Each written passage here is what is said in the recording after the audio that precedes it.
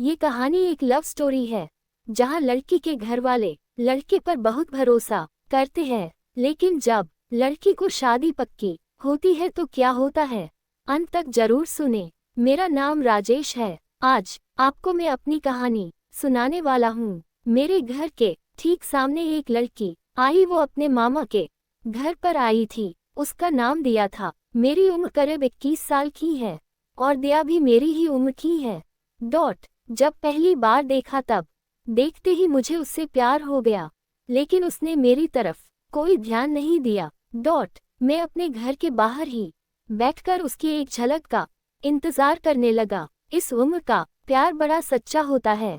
दिया से कैसे बात करूं मैं, यही सोचता रहता था। फिर दिया की बातें मेरी छोटी बहन से होने लगी। मुझे अच्छा लगा कि इसे बहाने में भी दिया से बातें कर सकूंगा। धीरे धीरे वो हमारे घर आने लगी। मैं भी कभी कभी उसकी तरफ देखकर मुस्कुरा देता था और बदले में उसकी मुस्कुराहट पाकर मुझे इतनी खुशी होती थी। दिया अपने मामा के यहाँ उनके एक रिलेटिव की शादी में आई थी। दिया मेरी बहन के साथ शादी की शॉपिंग करने जाया करती थी। मैं भी उनके साथ रहता था।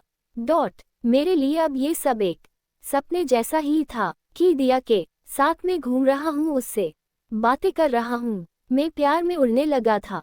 दिया के जिस रिलेटिव की शादी थी वो हमें भी जानते थे। मैं सारा दिन अपनी बहन और दिया के साथ वही रहता था।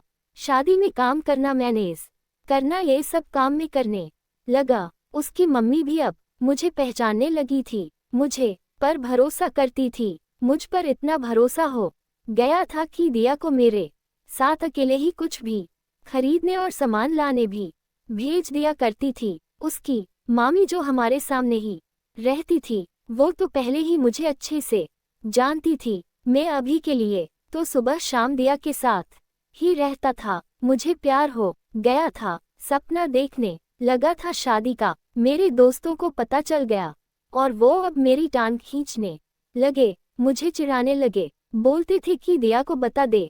मैं मना करता था। दिया का मुझे पता नहीं था उसके मन में क्या है, लेकिन उसकी आंखों में मुझे मेरे लिए कुछ दिखाई देता था। मैंने अपने दोस्तों की बातों को मान लिया और मैंने उसे प्रपोज करने का सोचा। उनके रिलेटिव की शादी के बाद मैंने उसे प्रपोज करने का सोचा। शादी हो गई। शादी के बाद भी हमारी बातें शुरू रही। सोचते सोचते वक्त निकला जा रहा था। मैंने सोचा था कि आज बोलूंगा, कल बोलूंगा, इसी में समय निकलता जा रहा था। इस दौरान उसकी मम्मी को कुछ काम आने की वजह से जाना पड़ा। दिया अभी भी वही थी। मैंने एक शाम अपनी घर की छत पर जब दिया और हम दोनों अकेले थे तब दिया को प्रपोज कर दिया। मैंने उसे कहा कि मैं उसी से शादी करना चाहता हूँ। वो मुझे देखती रही और थोड़ी देर बाद बोली कि वो भी मुझसे प्यार करती है। सुनकर मेरे कानों को यकीन नहीं हुआ। फिर बोली कि उसे कुछ बताना है। इतने में मेरी बहन वहां गई और वो चुप हो गई। उसके चेहरे पर भी एक अजीब सी खुशी थी। वहां से चली गई। उस रात मुझे नींद नहीं आई। मैं अपने और दिया के सपने संजोने लगा। फिर सुबह होते ही दिया की मामी मेरे घर आ गई। वो कहने लगी कि दिया को मैं उसके घर छोड़ के आ जाओ, क्योंकि उसकी मम्मी है नहीं, इसलिए उसे अकेले नहीं भेज सकते। मैंने पूछा क्या हुआ। उन्होंने बताया कि दिया की शादी तय हो चुकी है और लड़के की दादी बहुत बीमार है। वो कह रही है कि उसके सामने ही शादी हो जाए तो अच्छा। शादी तो अभी 6 महीने बाद थी, लेकिन अब शायद 10 दिनों में ही करनी पड़े। उसकी मम्मी भी इसलिए ही गई थी। उनकी बातें सुनकर जैसे मेरे दिल के टुकड़े टुकड़े हो गए।